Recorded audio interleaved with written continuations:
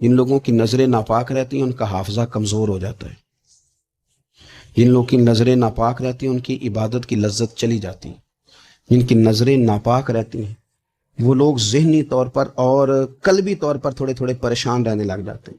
جن لوگوں کی نظر ناپاک رہتی ان کی کیفیت یہ ہوتی ہے کہ سب کچھ ہوتے ہوئے ان کا دل اچاٹ ہونے لگ جاتا ہے۔ نظر کی ناپاکی، چونکہ یہ وہ والا نشہ ہے جس سے کبھی بھی پیٹ نہیں بھرتا، ذہن نہیں بھرتا، تو بڑی سنجیدہ عمر تک بھی معاذ اللہ تعالیٰ یہ گناہ بندے کا پیچھا نہیں چھوڑتا۔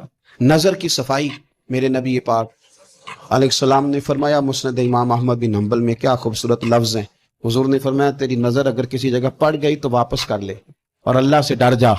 تو نے اللہ سے ڈر کے اس نظر کو واپس پھیر لیا، تیرا وہ واپس پھیرنا اللہ تیرے لیے عبادت بنا دے گا، اور عبادت بھی وہ جس کے اندر اللہ تجھے لذت عطا فرمائے گا۔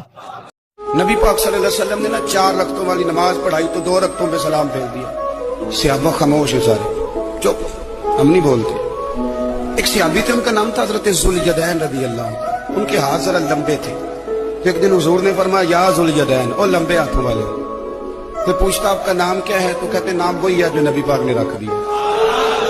2 ہاتھوں والے نام پڑ گئے، باقی سارے لوگ خاموش بیٹھے، کوئی نہیں بولا۔ یہ ذرا سادے آدمی تھے، بولے لیکن بڑے ادب اداب کا خیال رکھ کے بولے، اٹھے، بات ساری اللہ کریم پہ ڈال دی۔ کہنے لگے یا رسول اللہ، اللہ نے نماز چھوٹی کر دی ہے یا اللہ نے آپ کو بلا دیا ہے؟ اللہ نے نماز چھوٹی کر دی ہے یا آپ کو بلا دیا ہے؟ حضور فرمانے لگے کیا ہو گیا ہے؟ حضور مجھے لگتا ہے آپ نے 2 رکعتیں پڑھائی ہیں۔ نبی پاک نے فرمایا کیوں بھی ابو بکر کتنی پڑھائی ہیں؟ عرض کی حضور مجھے کوئی نہیں پتا، مجھے نہیں پتا، میں تو پڑھنے آیا ہوں، کوئی رکھتے گننے تھوڑی ہے، جتنی پڑھاؤ گے چپ کر کے پڑھ لیں گے۔